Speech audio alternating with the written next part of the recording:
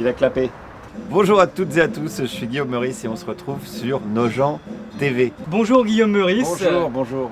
Vous êtes aujourd'hui à Nogent-sur-Oise pour jouer votre superbe spectacle Que demande le peuple. Je sais pas s'il est superbe, mais tout le reste est vrai.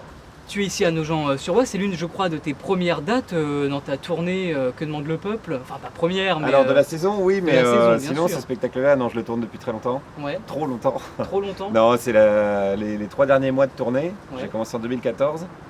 Et là, je reprends de septembre à décembre. D'accord. Et après, j'enchaîne sur un autre spectacle qui est déjà écrit et qui a déjà été joué à Paris. Est-ce que le Fin titre de septembre. ce spectacle et son contenu a été inspiré par ce fameux petit cahier que tu tiens où tu notes toutes tes bonnes idées? Oui, j'ai écrit ce spectacle en partant du titre.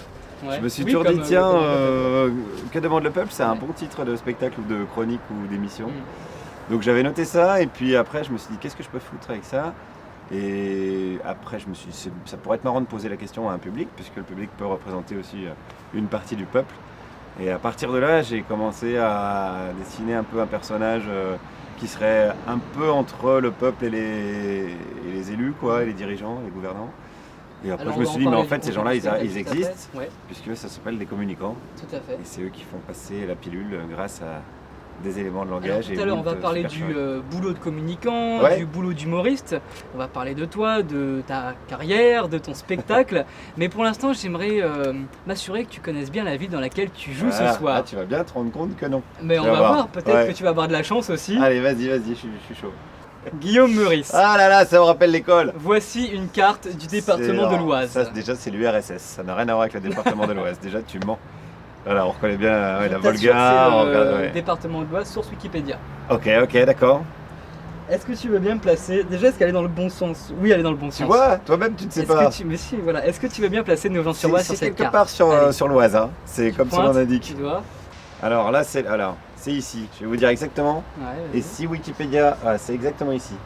Ok. Là, on a, parce que là, c'est la direction là, on a Quimper.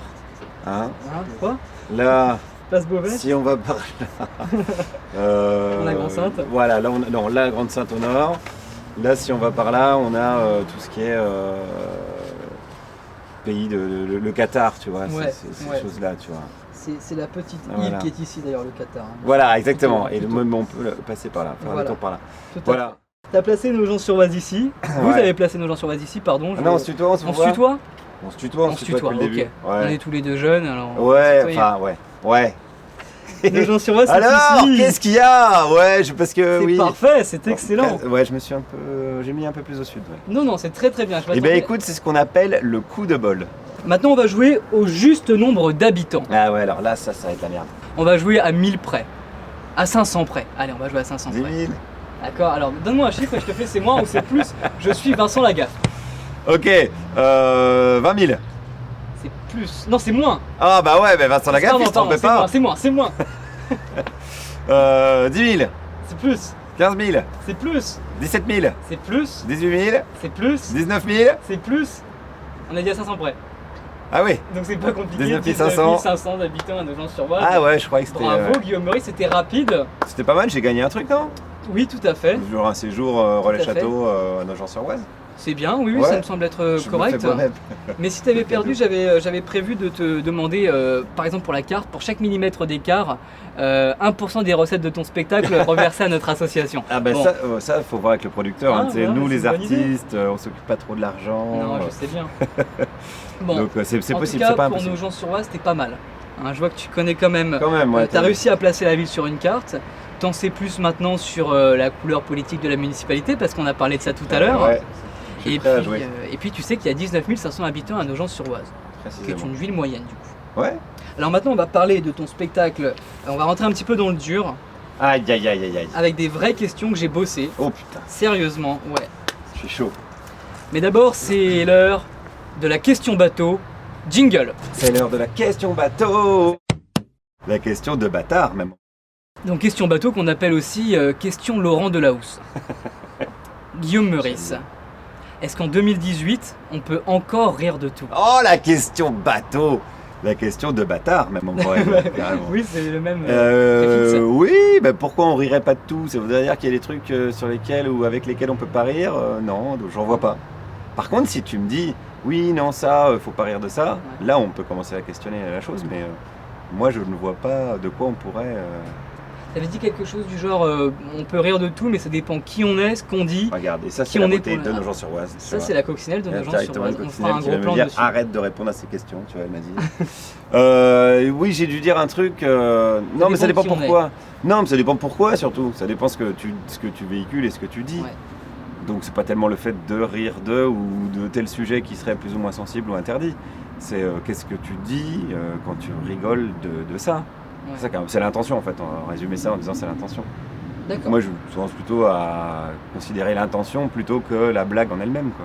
Toi, tu c'est pas la même blague si par exemple si on prend le sujet tabou par excellence en France qui est l'antisémitisme, c'est pas la même blague si un juif fait une blague antisémite que si c'est Alain Soral. Puisque ça dépend, oui, effectivement, de qui parle. Donc c'est un tout, on peut pas résumer ça en jugeant uniquement le texte. Moi, mon boulot là à la radio, c'est de donner mon avis en faisant des blagues, quoi. Ouais. Donc je fais ça, je fais ça tous les jours. Donc comme j'ai une chronique par jour en plus, je suis quasi obligé d'aborder tous les sujets, parce que si je commence à me limiter dans le nombre de sujets, je vais vraiment me répéter beaucoup, quoi. Mais l'actualité est large. Lorsque tu fais ton choix quotidien sur le sujet que tu vas aborder, est-ce que des fois tu te dis ça je peux pas le faire, mais ça c'est pas fait pour moi parce que je maîtrise pas, ou alors je me sens pas à l'aise, j'en ai jamais parlé, c'est nouveau, ça me fait un peu peur. Si ça m'inspire une réflexion, j'y vais, quoi. Ouais. Je fais pas ça à l'inverse, quoi. Je me dis pas tiens ce sujet-là, je sais pas à quoi en penser. Je me dis tiens ça, y a matière à avoir un angle un peu rigolo et aller interroger des gens, parce que moi j'ai aussi la contrainte, même si c'est une contrainte très, très chouette, quoi, d'aller sur le terrain interroger des gens. Ouais, trottoir, exactement. Voilà. Ouais. Donc il faut aussi que j'ai cette possibilité-là, quoi. Bien sûr, un petit peu de téméraire, on se lance et puis. C'est pas la t'es un peu un aventurier dans la ville. Je suis un reporter de guerre. non, c'est plutôt très marrant à faire et c'est même assez inattendu parce que j'étais assez timide quand j'étais gamin. Ouais, d'accord. Donc quand j'étais à l'école en primaire, en tout cas, après ça s'est arrangé. Et donc ça a été un peu rigolo pour mes parents notamment de voir que j'allais discuter avec 30 personnes que je connais pas tous les jours. Et ils m'ont dit tiens c'est marrant, on n'aurait pas imaginé quand on te voyait que tu avais 5 ans, quoi. Ouais. Donc quoi, faire ça aujourd'hui. La vie, on ne sait pas où elle vous emmène. Un chemin. Dans ton spectacle Que demande le peuple, tu joues le personnage d'un communicant, plus précisément directeur de la communication de Manuel Valls, c'est ça le. Alors ça a changé puisque du coup j'ai un peu fait évoluer le spectacle avec l'actu. Donc maintenant en fait les communicants ils ont une particularité, c'est qu'ils travaillent avec tout le monde en fait, ils en ont rien à foutre. C'est des mercenaires au service d'un discours, ils vendent du discours, quoi. Donc ils peuvent vendre du PQ le matin et un politique l'après-midi, trouver des éléments de langage de sortie de crise pour telle ou telle boîte. Enfin la communication est devenue un métier à part entière, quoi. Et moi, ça m'intéressait de me confronter à ça dans l'écriture et puis dans le foutage de gueule de ce monde-là, parce que il y a un côté cynisme décomplexé, quoi. C'est-à-dire que c'est quand même des gens sans foi ni loi, quoi. Et ça, à jouer sur scène, c'est vraiment kiffant. C'est vraiment très marrant. Parce que c'est peut-être l'opposé de ta propre personnalité. Ouais, tu sais, on dit toujours qu'on met un peu de soi dans les persos, donc en tout cas j'espère que c'est à l'opposé de ce que je suis, ouais. Donc c'est le communicant de Emmanuel Macron, c'est ça ? Là maintenant c'est le communicant de Macron, mais si demain c'est un autre, ça sera le communicant d'un autre. Donc en fait c'est une personne qui prétend vouloir aller chercher, consulter la population, le peuple, pour savoir ses attentes, ses craintes, etc. Mais en fait il s'en fout littéralement, il est complètement imbu de lui-même. C'est Macron en fait. Et d'accord. C'est par le personnage, mais en fait ce qui est assez marrant, c'est quand j'ai vu, parce que le spectacle je l'ai commencé en 2014, donc Macron à l'époque on ne savait pas qui c'était, et quand j'ai vu qu'il grimpait comme ça et qu'il était élu, je me suis dit c'est marrant, c'est vraiment comme si mon personnage de spectacle devenait président de la République, quoi. Et ils ont fait exactement d'ailleurs la même méthode, ils ont fait semblant d'aller interroger les gens, des espèces de petits comités pour faire des espèces de remontées de terrain un peu bidons, et donc ils ont fait semblant d'impliquer des gens dans un mouvement, alors qu'en fait le mouvement il est uniquement pour un seul mec et juste pour sa gloire personnelle, quoi. Donc ça a un peu résonné bien avec l'actu, quoi. C'est un peu un coup de bol. Je crois pas que je sois très visionnaire, mais là je me suis dit ah bah tiens ça tombe hyper bien.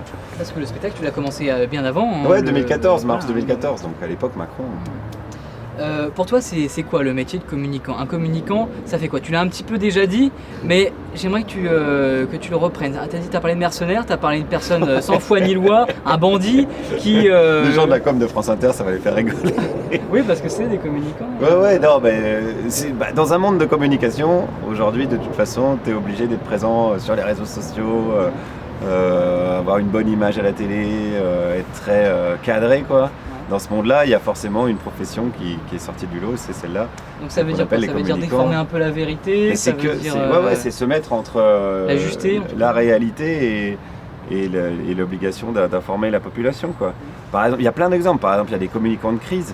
C'est assez dingo, quoi. C'est-à-dire que quand Cahuzac se fait choper, mettons, si on prend un exemple, il y a quelqu'un qui va coacher Cahuzac pour qu'il aille dire à la télé ouais mais non, j'ai pas de compte en Suisse. Quand vraiment il se fait gauler, le même communicant va lui dire ouais bon là on s'est fait gauler, donc voilà tel élément de langage à dire, donc c'est ma part d'ombre, etc. Ouais. C'est un travail de... Ouais, c'est du travestissement de la réalité, quoi. Moi je considère que c'est un peu dangereux quand même cette méthode, parce que c'est comme un mur de verre, quoi.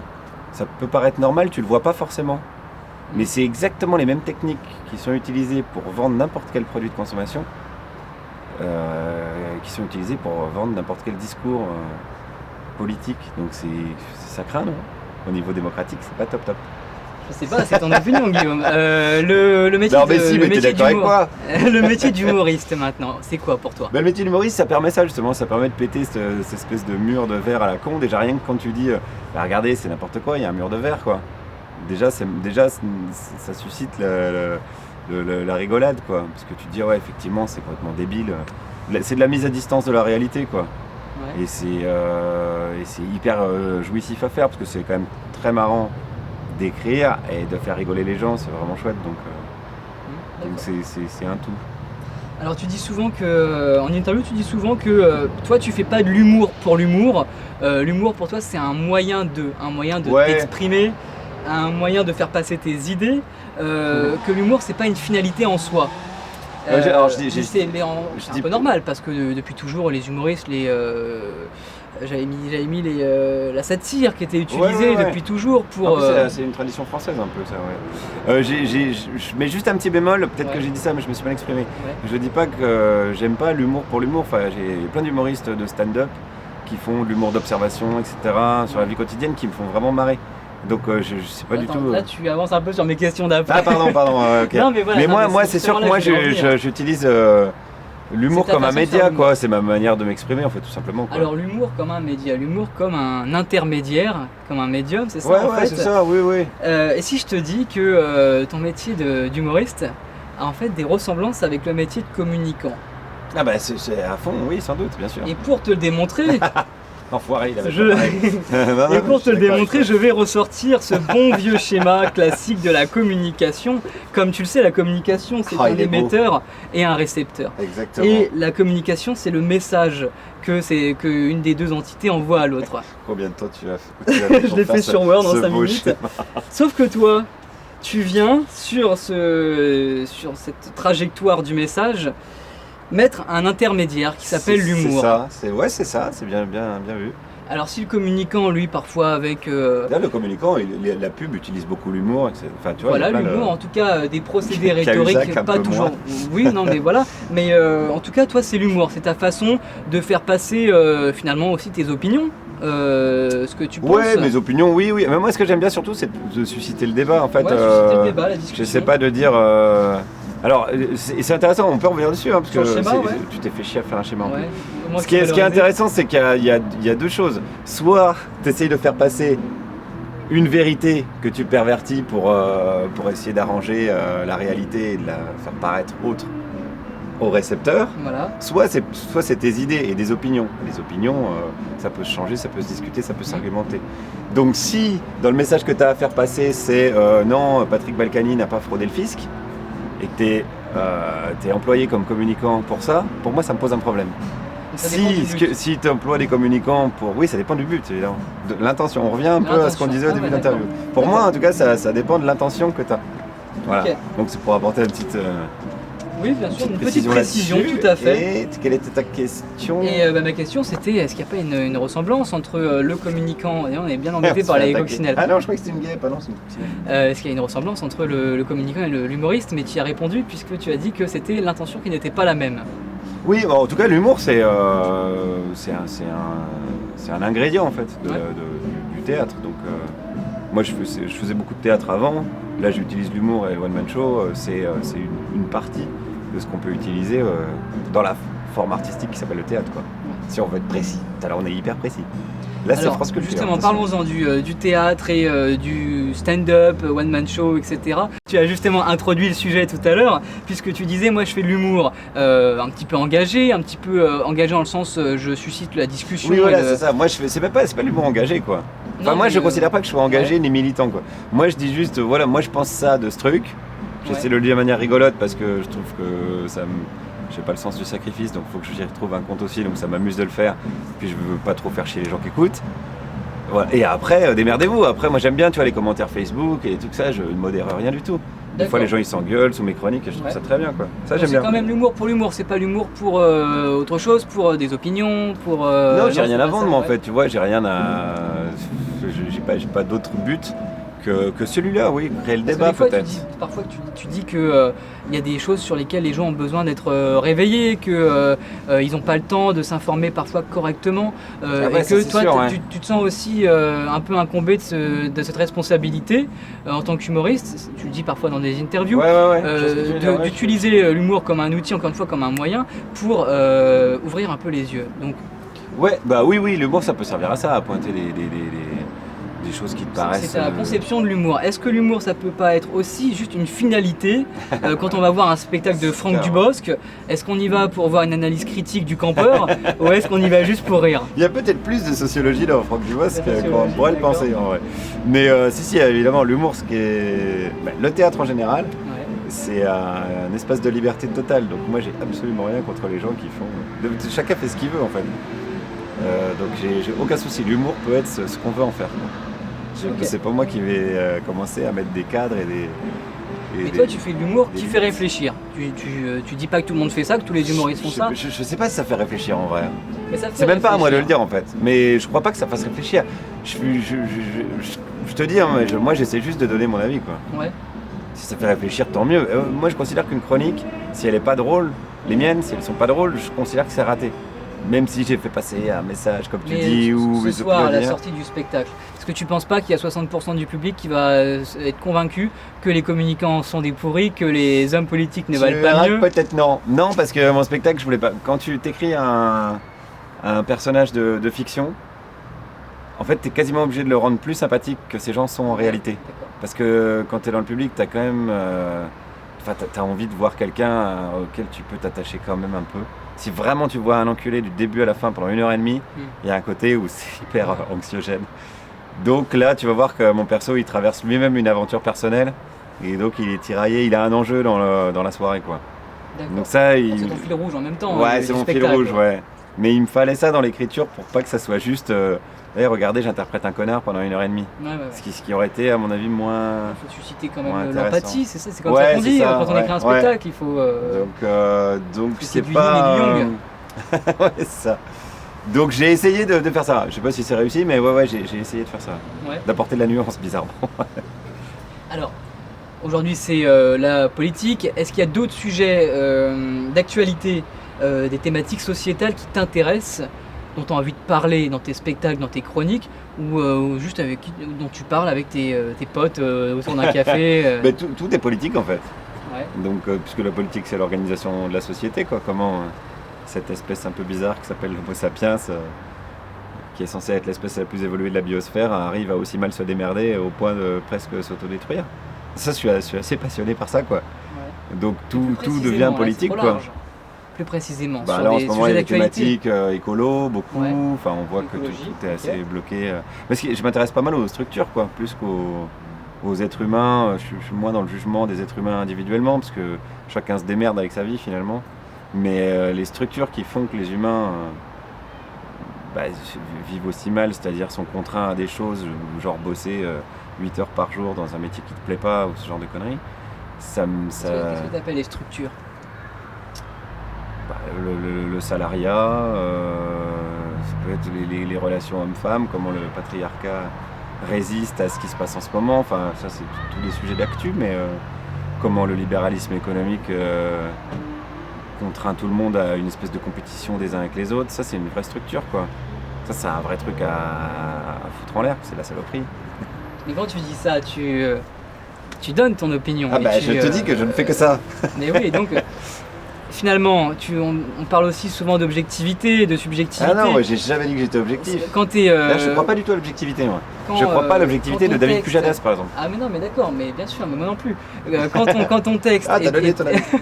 quand ton texte est empreint de ton opinion et que tu utilises ce procédé rhétorique relativement puissant qu'est l'humour, est-ce que c'est pas La propagande. une façon de faire adhérer massivement aussi ton audience? Parce que si t'étais pas un humoriste, si t'étais juste une personne qui donnait son avis sur une scène, ça serait peut-être pas pareil. Peut-être que les gens n'auraient pas le même enthousiasme d'aller voir Guillaume Meurice donner ses opinions pendant Ça dépend, tu le mets au 1h30. service de quoi? Moi, je le mets pas au service d'une organisation, tu vois. Non, Je suis non, porte-parole de rien à part de moi-même.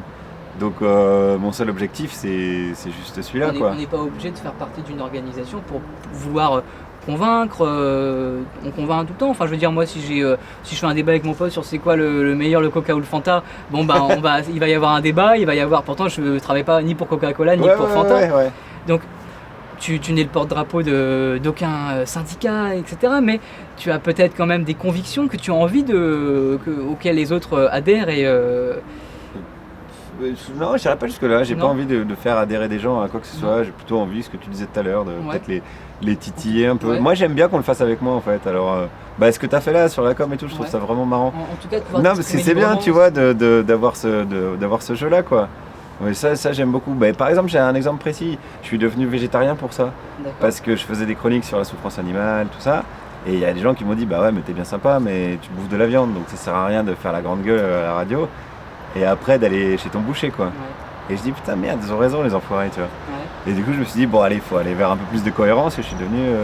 Donc, je pense qu'on a tout à gagner Tu sais, à se friter, en fait. Il faut pas se priver du conflit, quoi. Mais Le conflit, tu fais une critique de tout ce qui était tout ce qui était animal, etc. Tu sais une critique ou alors c'était quelque chose qui te touchait personnellement d'être végétarien, tu te posais déjà la question Bah non, la avant. souffrance animale, ça te touche forcément, parce que à moins d'en avoir rien à foutre, Ouais. de voir La un souffrance veau animale, se faire découper à la tronçonneuse à moitié Ouais. agonisant. Donc en gros, à moins d'être un psychopathe, ça te touche forcément. T'es pas devenu végétarien pour pouvoir écrire sereinement ta chronique. Tu avais la conviction profonde que c'était Un peu quelque chose en de- vrai. Ouais. Non, mais à la limite, si tu veux l'anecdote jusqu'au bout, j'ai eu un film qui s'appelle Cospiracy, qui est hyper bien foutu. C'est un documentaire sur l'impact de l'élevage sur l'écosystème, etc. Donc ça m'a assez interpellé. Et après, j'ai interrogé une gamine au salon de l'agriculture qui était en train de caresser une vache toute bon. propre, toute belle. Tu l'as traumatisé. Et du coup, je lui ai dit, est-ce que tu manges des steaks et tout, tu vois? Je lui ai dit, bah là, tu es en train de caresser un truc que tu vas potentiellement tuer pour bouffer. Et moi, je me suis dit, si je mets ça dans ma chronique, moi, je peux plus manger de viande, en fait. Donc, je me suis un peu servi de ça comme prétexte. Ouais, je me De suis la dit, faut être quand même essayer d'être un poil cohérent, quoi. Ouais. On n'est jamais cohérent tout à fait, mais c'est pas grave. Mais je trouve que c'est un horizon qui est un peu cool, quoi. Ah, t'as un parcours assez remarquable. T'as d'abord eu un Ouais. DUT gestion. Ouais. Parle-nous un Ouais. petit peu de ce DUT gestion. Eh ben, je savais pas quoi Déjà, foutre que après tu le bac. viens- Et moi, je viens de Franche-Comté. Enfin, D'accord. je suis né à côté de Dijon. D'accord. J'ai déménagé en Franche-Comté, donc vraiment dans la campagne, 7 ans. Et après, donc, j'ai fait mes études à Besançon. Ouais. 2 ans d'études, un DUT de gestion, parce que je savais pas quoi foutre après le bac. Et voilà, je me suis retrouvé là un peu par hasard. Je me suis éclaté pendant 2 ans, parce que c'est les 2 années où tu quittes le domicile familial. T'avais 18 ans, 19 ans. Ouais, 18 ans, ça, 18 à 20 ans. Et donc, tu as un petit appart en centre-ville de Besançon, tu fais la fête tout le temps. Et vraiment, je regrette pas du tout cette période-là. Alors après, Au t'es niveau de la monté comptabilité, à il faut Paris. pas me demander un Non, seul bah truc. non, hein. t'as tout oublié. Je suis un peu- Après, t'es monté sur Paris, puis t'es après, entré au ouais. cours Florent. Ouais, un peu classique, quoi. Le mec qui arrive à Paris avec sa valise. Ouais. J'ai fait les petits boulots pour payer les cours de théâtre le soir, ouais, au cours Florent. Et puis petit à petit, plus tu pratiques et plus tu rencontres des gens, plus tu t'affines aussi tes choix, quoi. Et donc j'ai fait une petite bande de potes avec qui on montait des pièces. J'ai fait pas mal de théâtre de rue. Pas mal Et de puis théâtre de après, rue, j'ai commencé à écrire. 2007, j'ai commencé à écrire mon premier spectacle.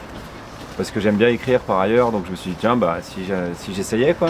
Et t'es monté à Paris pour faire du théâtre ou alors c'était pour monter Ouais. à Paris et te lancer Non, t'avais je- déjà l'envie d'aller dans ce secteur-là Non, je voulais juste voir ce que ça donnait. Moi ça je suis un peu comme ça, moi je fais bon, je vais voir, tiens j'ai l'instinct que ça va bien me plaire, alors je vais voir, des fois non, mais là oui. Là je me suis dit, j'avais jamais fait de théâtre du tout avant. T'étais plus timide déjà à 20 ans. Ouais non là ça va, non c'était vraiment quand j'étais minot, que j'étais vraiment timide. Et ça m'a plu, j'ai un bon souvenir de... Tu sais, il y a une espèce de stage, en tout cas à l'époque c'était comme ça, au cours Florent, tu as 3 semaines de période probatoire, ils appellent ça. Et à la fin tu as une échéance, tu passes devant un jury de 4-5 profs. Et moi je suis passé en dernier, donc il y avait toute la classe qui était déjà dans la salle, qui faisait comme un petit public. Ouais. Et j'avais un texte un peu marrant, et ça a fait marrer vraiment tout le monde. Et à ce moment-là je me suis dit putain ok je vais faire ça. Et Enfin, c'est dans ce j'ai sens-là que encore je le veux aller. souvenir de... C'était pas un déclic parce Non. que j'étais déjà inscrit ou quoi, mais c'était un peu la confirmation que putain ça c'est un bon truc, je vais creuser ce petit filon quoi. Ce talent. peut-être. Ouais, mais moi je crois pas trop au talent, mais... Non, en tout cas l'envie, c'est de l'envie quoi.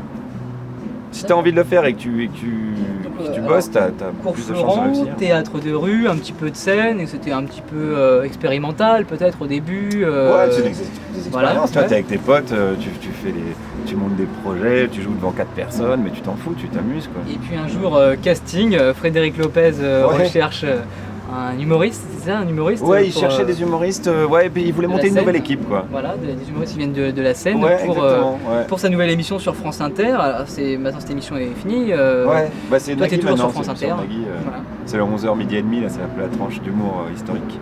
Et alors c'est comme ça que tu es entré dans la lumière.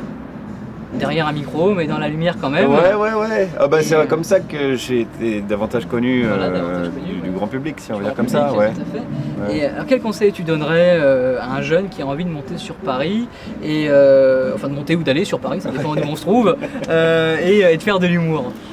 De le faire, Ouais. de pas hésiter, de se tromper beaucoup. Faut pas avoir peur. On est dans une société qui a peur plus que tout de se tromper, de mal faire, etc. Et en fait, c'est la meilleure façon de progresser, c'est de se planter quoi. Donc, je leur donnerais le T'es conseil de planté, se toi plein de fois, ouais, même encore ce par soir, exemple. enfin on sait rien. Bah tu t'écris des sketchs, tu dis putain ça va marcher, ça va faire marrer les gens, puis en fait non. Ou des fois t'écris un truc, c'est mal perçu, alors qu'en fait tu voulais dire l'inverse. Enfin, mais là il y a beaucoup de gens qui hésitent à faire quelque chose, parce qu'ils se disent ce que j'ai écrit ou ce que je fais vaut pas grand chose. Je pense qu'il faut se méfier de soi-même, quoi. Faut y aller, puis on verra bien. De toute façon, alors, on a une chance dans l'humour, c'est que c'est le public qui réagit ou pas, et la réponse elle est assez immédiate. Donc il n'y a pas de fils d'eux, de filles d'eux dans l'humour. Parce que ça sert à rien concrètement d'avoir du réseau ou de connaître un tel, tu vois. Tu peux très bien être le petit-fils de quelqu'un de très connu, le petit-fils de Fernand Reynaud, ils montent sur scène, si c'est pas marrant, quoi. On va pas se forcer à rire parce que c'est le petit-fils de Fernand Reynaud. Donc il faut pas hésiter. En plus à Paris, il y a plein de scènes ouvertes. Donc t'écris 5 minutes, tu vas les jouer, t'as peur, tu vois c'est marrant, c'est des vraies sensations chouettes quoi. Puis t'as peur, mais bon tu sais que ça va, t'es pas en Syrie quoi. Oui, bien Parce que sûr, tu risques, c'est un évidemment. peu une blessure d'amour propre, ça va, vraiment ça devrait bien se passer. Non, mais on peut avoir peur, même si on joue pas en Syrie. On peut... Ouais, bien sûr. Est-ce que tu vas Non, mais jouer faut ton spectacle en relativiser la Syrie? peur, quoi, tu vois. Oui. Non, j'ai pas eu de Non, proposition pas de encore, proposition à Damas, non. Dans l'Alliance française à Damas. Tu joues à l'étranger un petit peu ou Alors pas avec ce spectacle-là, parce que comme je considère que le public, là, enfin, je dis au public qui représente un panel de la population française, si je commence à faire, soit c'est par exemple si je prends la Belgique, si je le fais en Belgique, ça me fait vachement le français qui juge les Belges quoi. Ouais. C'est pas le même angle, marche pas. Ils n'ont pas le même rapport à Emmanuel Macron, ils n'ont pas le même rapport. Alors eux ils me disent que si, parce que c'est vrai qu'ils connaissent bien l'actu française en Belgique. Mais même pour moi, pour mon angle de spectacle, ça marche pas trop. Puis j'ai beaucoup de dates en...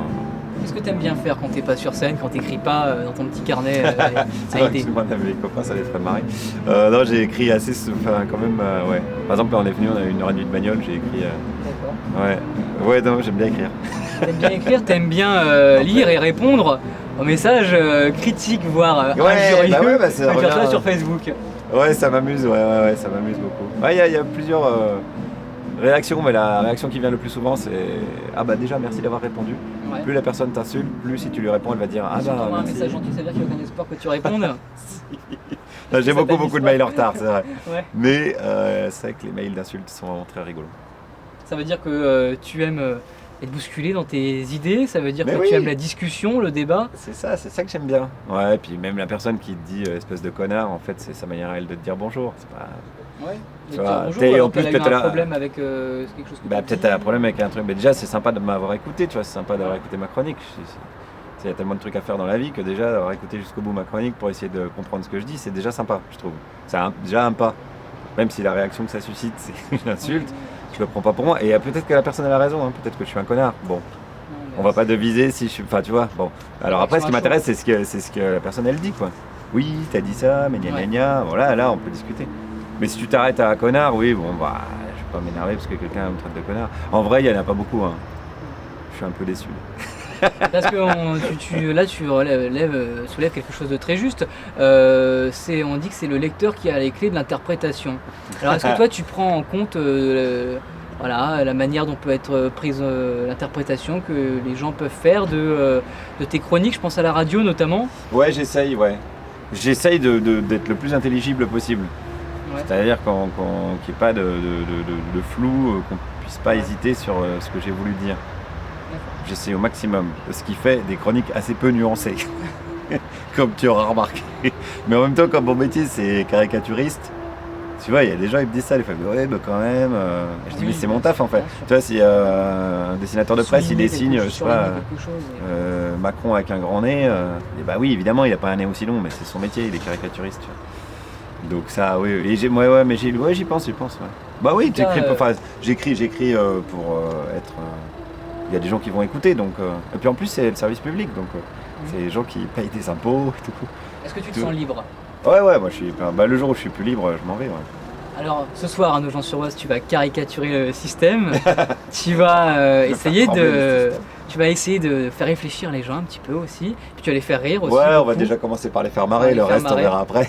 La salle est complète ce soir. Ouais, c'est cool. Donc bah, bravo pour ça. Ouais, et, merci.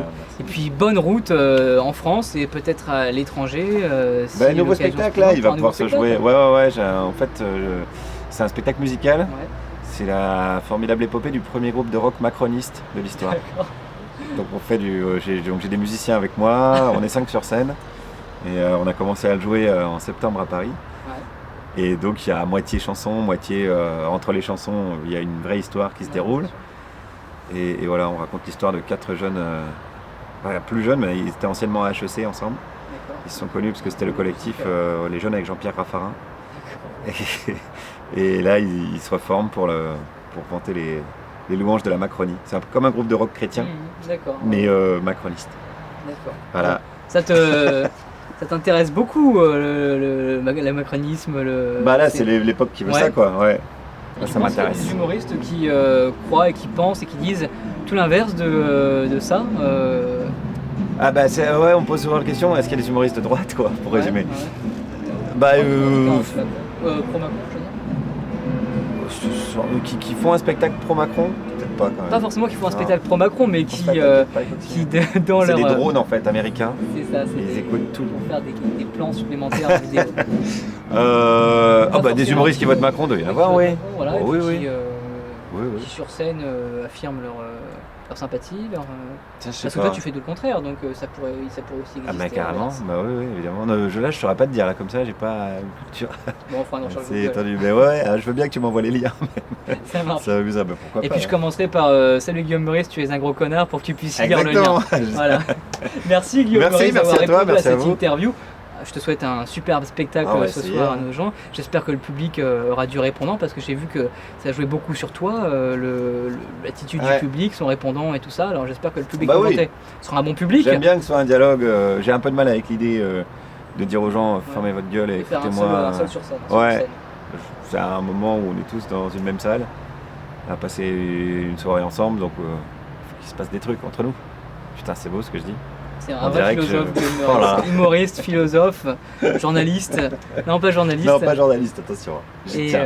et pas militant non plus. Non, juste un gars normal qui dit des trucs en laissant notre rigolo. Un franc-comtois, Voilà. c'est comme ça qu'on dit. Ouais. On dit les Isariens pour les habitants de l'Oise et les Nogentais Ah, pour les c'est ça que habitants je de voulais te Nogent-sur-Oise. demander. Nogentais, ouais, vous n'êtes pas cassé le cul là-dessus. Hein. Non, on a fait simple. C'est pas. Ouais, ok. Facile on à garde. retenir. Ça marche. À bientôt Guillaume Meurice, À bientôt, à la peut-être prochaine. à France Inter, pourquoi pas. Je sais pas pourquoi je dis ça, j'y vais jamais, mais en Mais tout peut-être cas, à tu vas bientôt. finir au nouveau Nicolas Demorand, on sait pas. Ça te plairait? J'étais moins agressif dans mes questions que peut-être Nicolas Demorand. Ouais, c'est vrai que des fois il est vénère, mais c'est tôt le matin donc il vient de se lever et il y en a marre. À bientôt Guillaume Meurice. À bientôt. Bon spectacle. Merci.